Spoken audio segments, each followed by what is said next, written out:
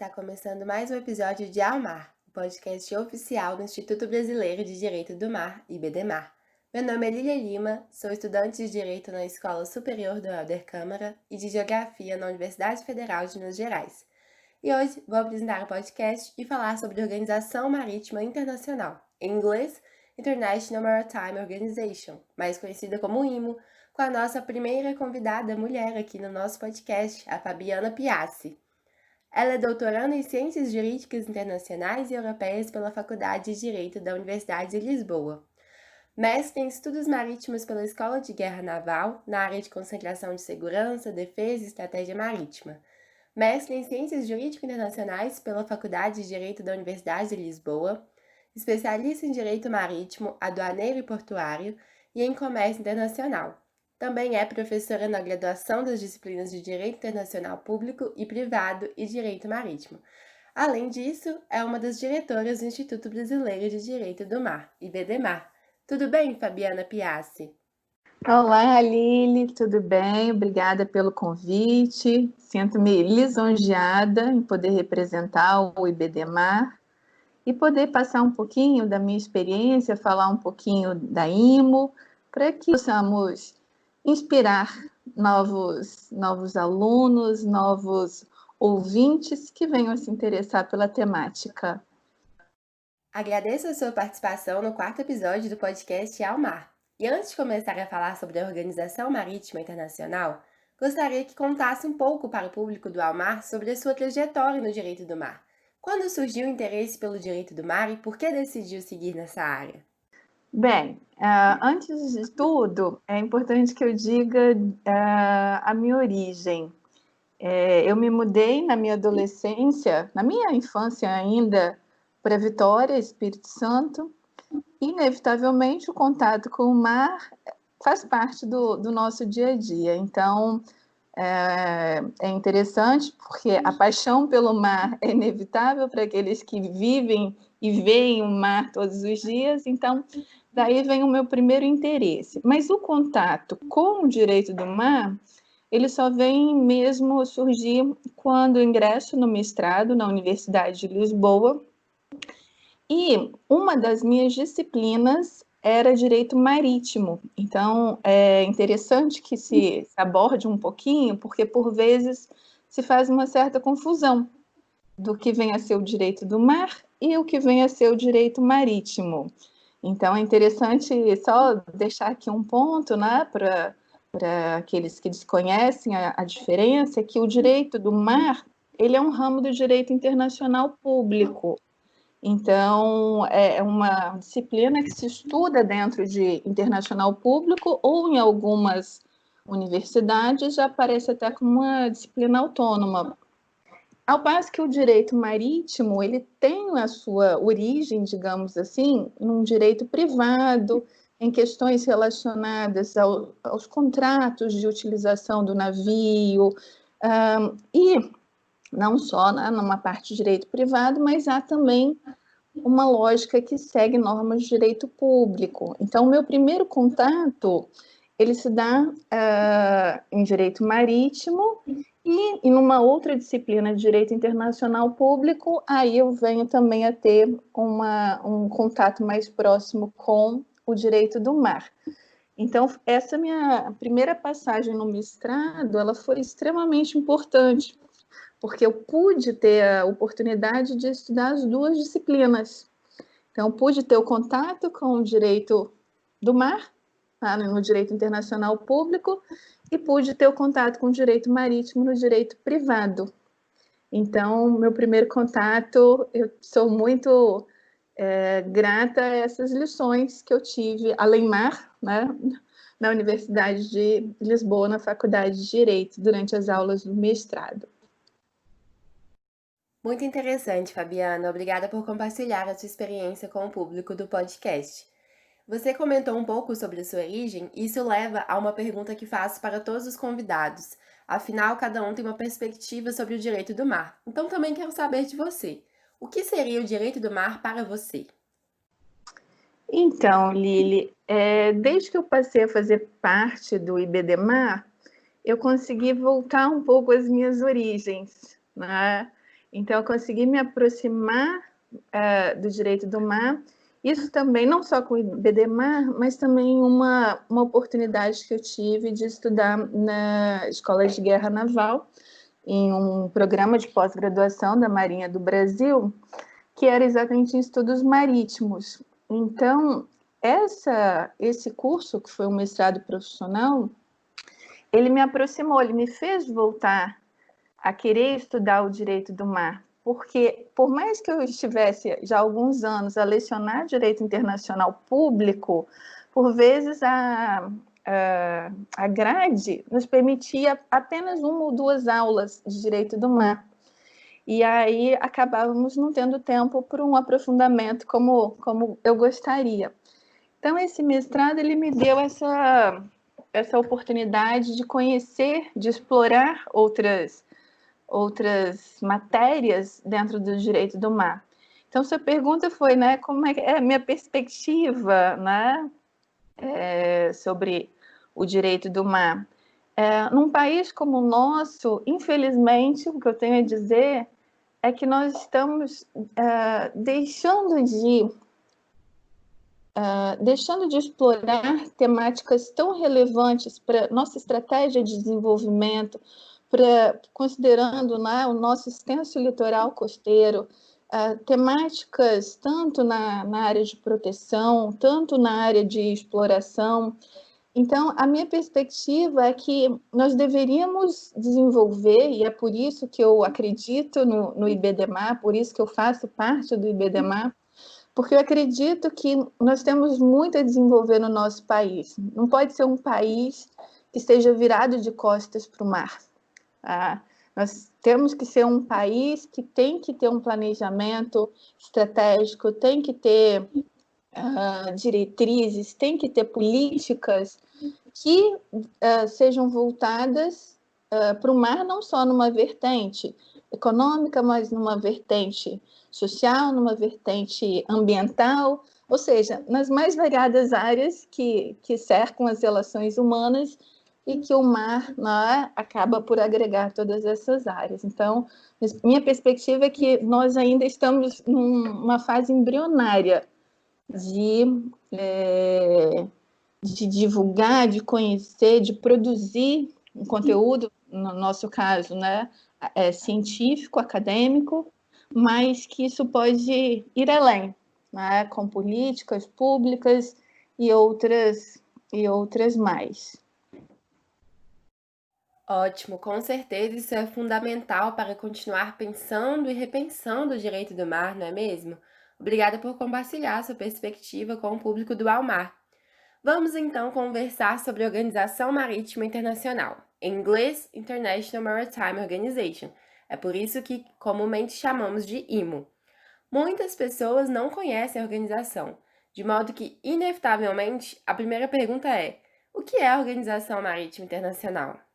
Bem, antes de falar do que é a organização, deixa eu só voltar um pouco no contexto histórico para situar o ouvinte. A criação da IMO, a sua origem, ela vai estar muito atrelada à própria criação da ONU. A década, digamos assim, a década de 1940, em que, após o término da guerra, e aí, de fato, se consolida a Organização das Nações Unidas e diversas outras agências especializadas vão compor o sistema das Nações Unidas. E é nesse sentido que, pós-criação da ONU, se vê também a necessidade de criação de uma entidade internacional que fosse voltada para questões relacionadas a aspectos da navegação, a aspectos relacionados ao comércio marítimo, digamos assim. Então, é importante que se diga que não foi a primeira tentativa de se criar a IMO logo após 1945, mais especificamente 1948. Já havia tido uma iniciativa no século anterior, em 1889, em uma conferência marítima realizada em Washington, no qual já se discutia que seria importante que os estados criassem uma entidade que voltasse para aspectos concernentes à navegação comercial. Mas, na altura, essa iniciativa não prosperou, ela não teve êxito, e no pós, então, criação da ONU, aí, uma vez mais, se vê a necessidade dos estados se unirem para discutirem questões comuns voltadas ao mar, em especial ao comércio marítimo e aspectos da navegação marítima. Então, antes de falar da IMO, né, é importante que a gente volte um pouquinho, né, na sua parte histórica e como é que ela vai surgir, né? Num contexto em que diversas agências especializadas internacionais vão surgir em seguida a criação da ONU. E a IMO será uma delas, né? Inicialmente não com a terminologia IMO, mas com uma outra terminologia, como Organização Marítima Consultiva Intergovernamental, que depois viria a ser substituída a nomenclatura para IMO. Certo. Então, a IMO surgiu inicialmente como uma organização marítima consultiva intergovernamental. Qual foi a gênese dessa organização e como se deu seu processo de criação? Então, esse processo de criação, ele vai surgir no intuito de se criar, como eu disse, né, uma instituição que pudesse elaborar medidas, padrões, que os estados pudessem vir a seguir. Então, como ela tinha inicialmente uma natureza meramente consultiva de recomendação, ela não impunha absolutamente nada aos estados. Inicialmente, ela vai surgir na tentativa de harmonizar, de desenvolver normas, padrões que pudessem ser seguidos pelos estados que a compunham. Essa organização, então, ela é criada em 1948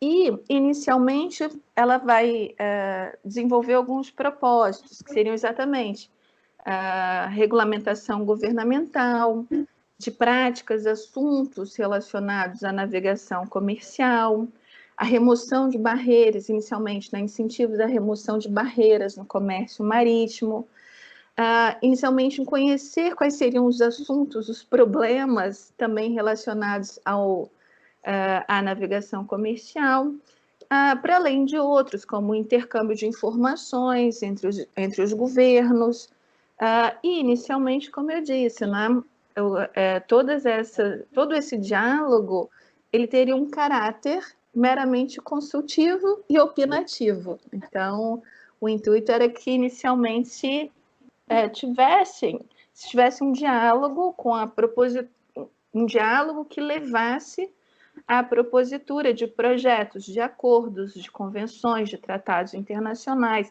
de instrumentos, ou mesmo de recomendações aos estados nesses aspectos da navegação comercial marítima. Nesse sentido, quais são os objetivos da IMO e quais são as principais atividades desenvolvidas por essa organização? Ou seja, como a IMO atua? Só para complementar a pergunta anterior, que foi exatamente, né, o que é a organização, como ela surgiu, só para fazer um ponto de situação. Hoje a organização ela conta com 174 Estados-membros e 3 membros associados. Ela tem a sua sede situada em Londres.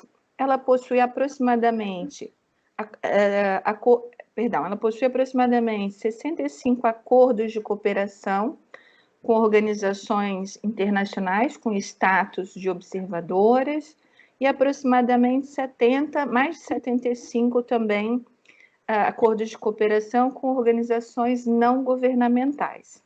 Então, a gente pode verificar que a atuação da IMO ela é bem ampla, ela abarca mais de 170 estados que compõem o sistema das Nações Unidas.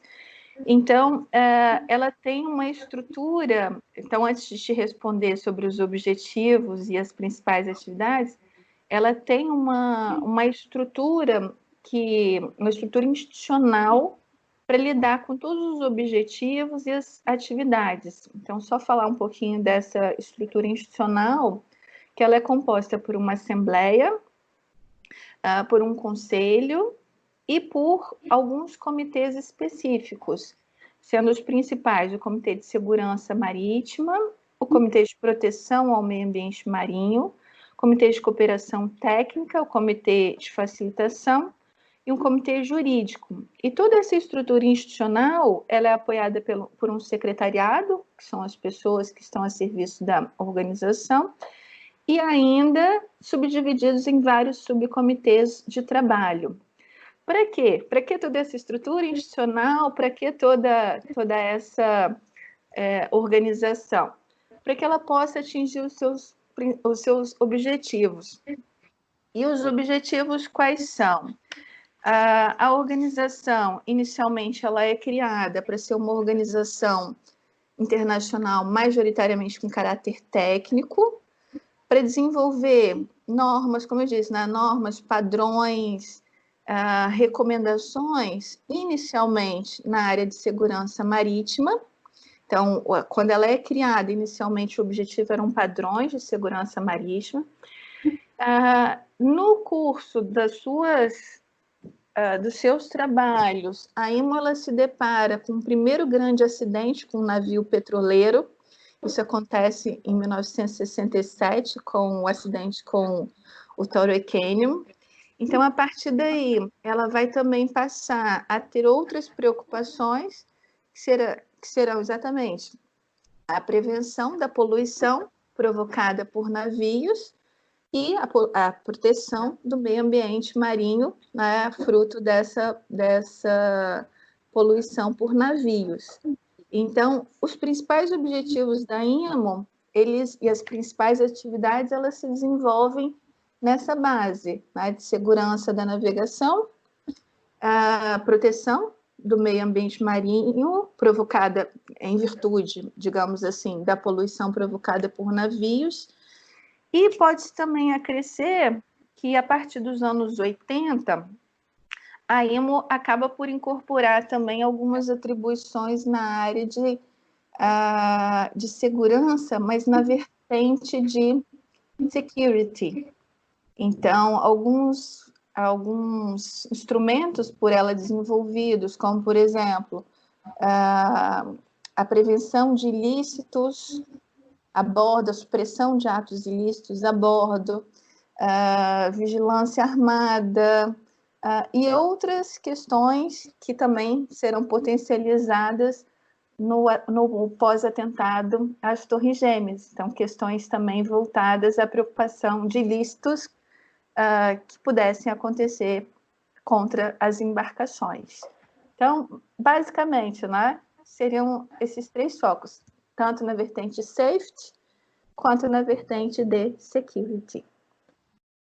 Ótimo, agora fica mais claro para quem ainda não conhecia a IMO como a organização funciona. E como uma agência especializada da ONU, a IMO é um sujeito de direito internacional. Como a IMO exerce as suas atividades a partir dessa condição, Fabiana? Tá, inicialmente, vale dizer o que vem a ser uma organização internacional. Então, quais são as características de teoria, digamos assim, que podem ser visualizadas na IMO? A primeira delas é que ela origina-se de uma associação voluntária de estados. Então, a sua criação tem na sua base, né, uma união de estados que tem objetivos comuns, digamos assim. Ela foi criada por um tratado internacional, então ela tem um ato instituidor, um ato jurídico. A organização ela é regulada nas relações entre as partes por normas de direito internacional, mas na sua estrutura interna, sim, ela tem o seu regulamento interno, mas entre os seus membros, as suas relações regem-se por normas de direito internacional. Ela é uma entidade que tem um caráter estável, é o que se vê, por exemplo, no acordo de sede. Ela tem a sua sede em Londres, ela tem um corpo de agentes, de funcionários internacionais, ela é criada para ser duradoura, para ter suas reuniões com certa periodicidade. Então, diferente, por exemplo, de uma conferência internacional que era reunida para discutir um tema e, após o término da conferência, a estrutura se dissolve. Não é o caso da IMO. Ela é criada para ter essa estrutura estável, permanente, duradoura, até para que ela possa atingir os seus objetivos propostos no seu acordo de criação. Ela tem, então, como eu disse, né, o seu ordenamento jurídico interno, para que ela possa ter a estrutura de funcionamento entre os seus órgãos, e ela pode atuar dentro dos poderes, digamos assim, que foram conferidos pelos seus próprios Estados-membros, pelos Estados-membros que resolveram fazer parte da instituição. Então, o que a gente pode ver? O que vai levar a IMO à condição de um sujeito de direito internacional? É saber se ela tem aptidão para exercer direitos e também deveres na ótica internacional. Então, isso é o que a gente pode ver que a IMO, né, ao ser constituída por um tratado, ao deter personalidade jurídica internacional, ao poder exercer a sua capacidade jurídica internacional, então eu posso considerá-la, pelo fato de ser uma organização e de agregar todos esses outros aspectos, sim, um sujeito de direito. Então, só para fechar, não basta ela exercer direitos, ela também tem que suportar obrigações. Então, é exatamente esse o ponto, né, que a leva à condição de sujeito de direito internacional. Certo, ótima explicação. Muito obrigada, Fabiana. Agora o público pode entender melhor o papel da IMO à luz do direito internacional. Falando nisso, um dos documentos mais importantes para o direito do mar é a Convenção das Nações Unidas sobre o Direito do Mar, conhecida como Convenção de Montego Bay de 1982. Como se dá a interpelação entre os trabalhos da IMO e a Convenção? Essa é uma ótima pergunta. É interessante a gente observar que a IMO, inicialmente, a Organização Marítima Consultiva Intergovernamental, ela é criada anteriormente à Convenção das Nações Unidas sobre o Direito do Mar.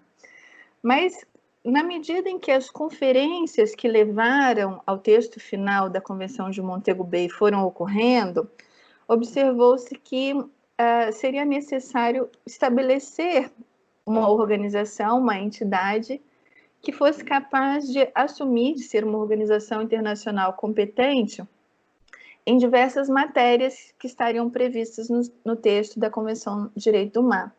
Então, é interessante quando a gente observa o desenvolvimento das conferências, como que a IMO também, ela modifica a sua estrutura institucional, ela faz uma série de adequações no intuito de, ao passo que a terceira conferência terminasse, a IMO pudesse tornar uma organização internacional competente em várias matérias designadas pela Convenção de Montego Bay. Então, é bem interessante, porque pouco antes do término da convenção, a IMO, inclusive, ela vai fazer mais uma alteração institucional, em que ela vai deixar de ser uma organização consultiva, e aí sim ela vai passar a ser designada como organização marítima internacional. Deixou de ter o status consultivo, opinativo, para ter um papel mais forte e para que ela pudesse exercer uma série de atribuições previstas no texto originário da convenção. Então, é bem interessante. A Divisão de Assuntos Oceânicos das Nações Unidas publicou um documento no qual ela define que em determinadas matérias previstas no texto da Convenção das Nações Unidas, a IMO viria a ser designada como organização internacional competente. Então, só alguns exemplos. Na questão, como eu disse, na prevenção da poluição provocada por navios, em alguns aspectos relacionados ao meio ambiente, mas também originários de uma navegação, originários, né, da navegação comercial, alguns aspectos ainda podem ser levantados nesse documento da DOALOS. Então, questões relacionadas, por exemplo, a execução pelo Estado de bandeira, o Estado de porto controle pelo Estado, e outros mais. Então, em vários assuntos. Então, essa relação ela acaba por ser mais próxima, ainda que seja uma entidade que tenha uma vertente muito mais, digamos, voltada a uma navegação comercial propriamente do que uma organização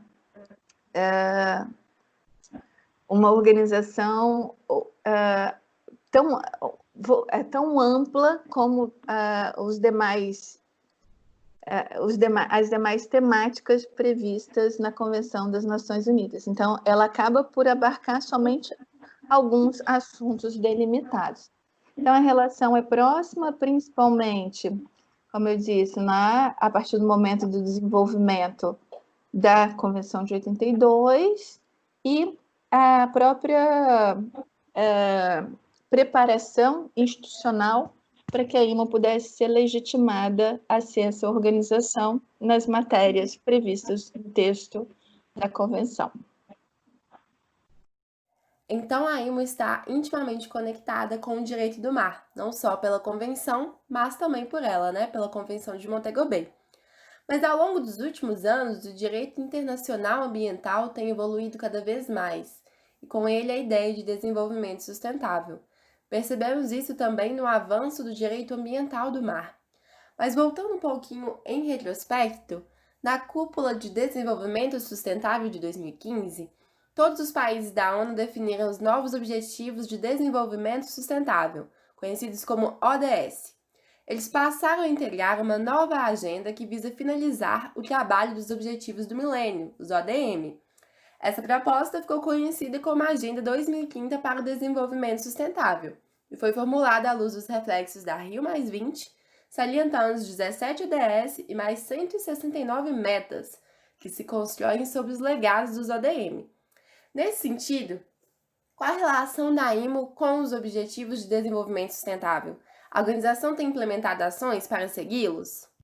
Bem, é interessante observar que em alguns documentos da IMO, a exemplo se nós pegarmos o planejamento estratégico que foi feito pelo período de 2014, 2019, ou o atual planejamento estratégico, que engloba o período de 2018 a 2023, nesses documentos é possível observar que a IMO ela se encontra em sintonia com, em especial, se a gente olhar bem, o objetivo 14 dos Objetivos de Desenvolvimento Sustentável, que é exatamente aquele que lida com a conservação, o uso sustentável dos oceanos, dos mares, dos recursos marinhos.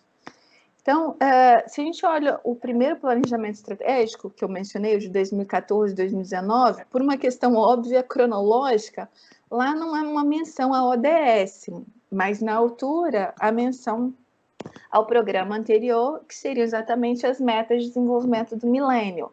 Então, quando a gente olha já o atual planejamento estratégico, a gente já observa, sim, uma menção aos ODS. É importante mencionar que nesses planejamentos, são planejamentos de alto nível, planejamentos de longo prazo, no longo prazo, não, para um curto prazo, são definidas algumas diretrizes específicas.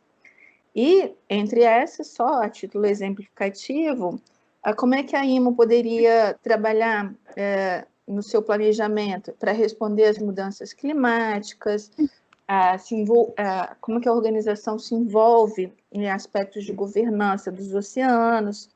Então, é importante a gente observar que, sim, a IMO ela vem atuando em sintonia com os Objetivos de Desenvolvimento Sustentável.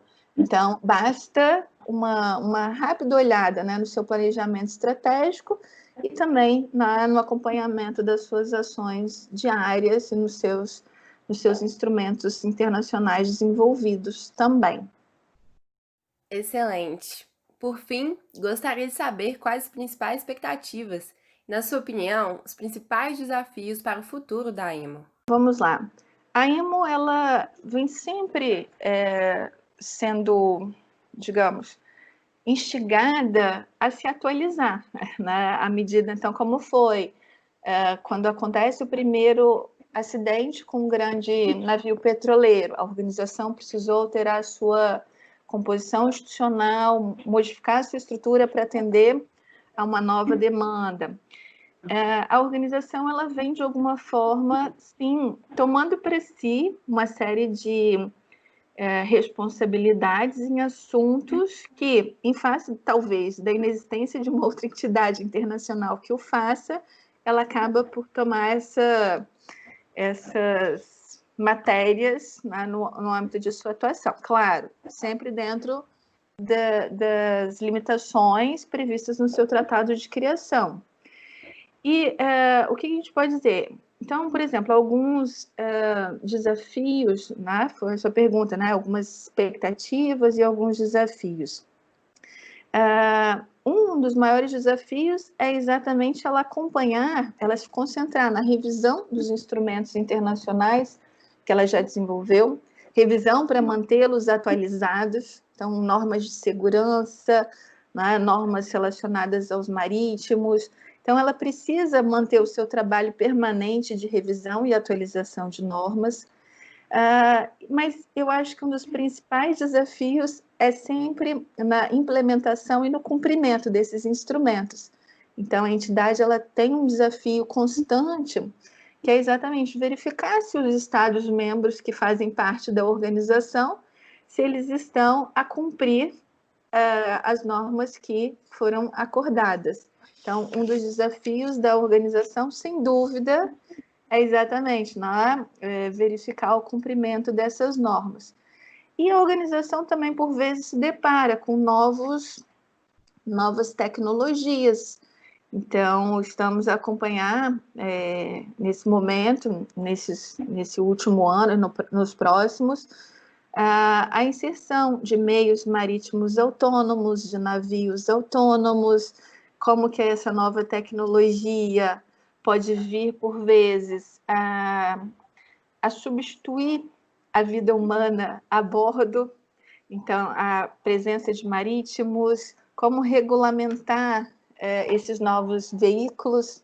Então, a organização, de alguma forma, ela está, sim, a acompanhar as novas temáticas, as novas tecnologias, os novos assuntos que surgem, né? E aí a organização precisa se adaptar. Então, essas são as expectativas, ela vai continuar a ter muito trabalho, ela vai sim, né? Dentro dos objetivos que ela se propõe na área de segurança, né? da navegação, enfim, da segurança da navegação em aspectos relacionados a security, em aspectos relacionados à prevenção da poluição provocada por navios, ao meio ambiente marinho. Então, em todas essas vertentes, a organização ainda tem muito trabalho a desenvolver. Maravilha! Com isso, chegamos ao fim do 4º episódio do podcast Ao Mar. Hoje conversamos com a convidada Fabiana Piassi sobre a Organização Marítima Internacional, mais conhecida como IMO. Ela nos contou sobre sua origem, funcionamento, estrutura, objetivos e até sua ligação com a Convenção das Nações Unidas para o Direito do Mar e os Objetivos de Desenvolvimento Sustentável, os ODS. Foi uma ótima conversa. Muito obrigada, Fabiana Piassi, pela sua participação no podcast Ao Mar. Eu que agradeço a oportunidade, gosto muito desse tema. Enfim, em tão pouco tempo não dá para falar absolutamente tudo sobre a organização marítima, não dá para falar absolutamente todos os temas que envolvem tanto o direito do mar como o direito marítimo, mas foi um prazer poder passar um pouquinho dessa teoria das organizações internacionais, um pouquinho da estrutura de funcionamento, de organização institucional da IMO, né, dos desafios, dos objetivos, e espero que tenha sido proveitoso e que esse tema possa vir a instigar futuros alunos, ouvintes, conhecedores ou curiosos na área e que tenha, enfim, uma aceitação, uma boa aceitação. Obrigada, Lili. Agradeço também a oportunidade ao Instituto Brasileiro de Direito do Mar e destaco que esse é o nosso objetivo, poder disseminar assuntos, poder estimular curiosos e que nós possamos continuar a desenvolver um trabalho tão importante para o nosso país. Esse foi o 4º episódio de Ao Mar, o podcast oficial do Instituto Brasileiro de Direito do Mar. Obrigada por nos ouvir. Ao Mar está disponível em todas as plataformas de streaming. Curta e compartilhe com os amigos para receber as principais informações sobre o direito do mar. Até a próxima!